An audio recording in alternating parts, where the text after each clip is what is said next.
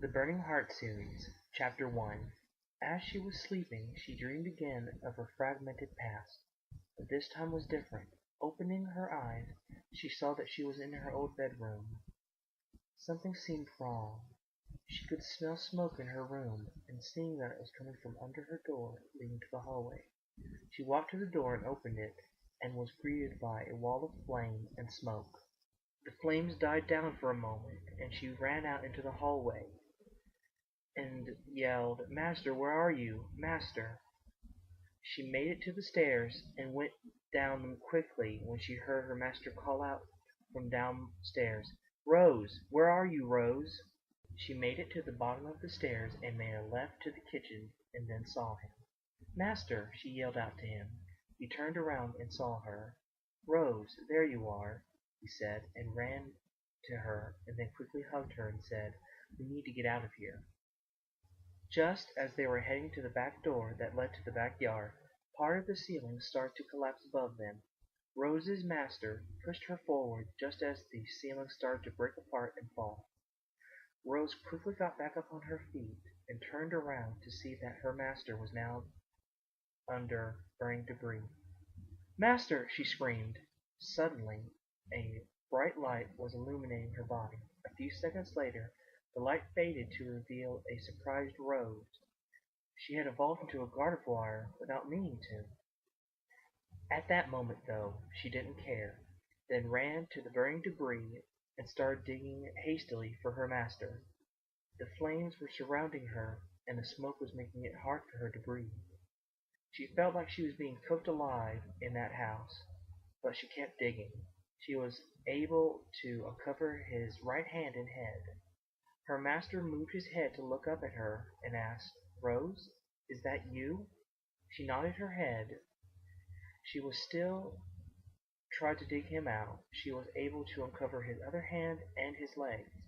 The only thing that was pinning him down was 4 heavy 10-by-8 boards. She tried lifting them, but they would not move an inch. "Leave me." Rose looked at her master. "There's nothing more you can do for me, Rose." There was an enormous noise of cracking and popping wood. The house was only going to stand for a few more minutes before it would collapse on them. "Leave me, Rose. It's too late for me. You can still make it out." She could feel cold tears running down her face. She couldn't abandon him. She shook her head and still tried to get him out from under the burning boards. The noise of crackling and popping wood was getting louder. Rose's master reached into his belt and pulled out a small dagger he used as a garden tool, then offered it to her. "Take this to remember me by." Rose shook her head, still tried to get him out from under the burning boards. "Rose!" her master said in a stern voice. She stopped and looked at him. "Please take this and get out of here." He still held out the dagger to her, but his hand was slowly starting to get lower. Rose grabbed his hand.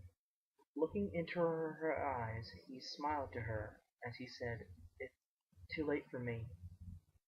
Run, Rose." His eyes started to close, and his heart stopped completely. Rose grabbed onto the dagger and obeyed his last command. She ran to the back door. Just as she got to the backyard, the whole house collapsed 2 seconds later. But she didn't stop. She just kept running and running until she collapsed onto the ground from exhaustion. She looked around and saw that she was now in the forest. She didn't care. She curled herself into a ball and started crying for what happened to her. Crying for the death of her master, and crying for not being able to do anything to save her master. "I wish I was dead," she said aloud. "Why couldn't I die with him? Why did I survive and he didn't?"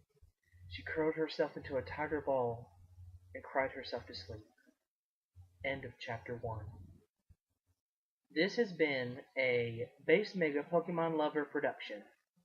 Copyrights to Pokemon and all that jazz. All original characters belong to me, Bassmegapokemonlover. Until the next time, my friends, stay frosty.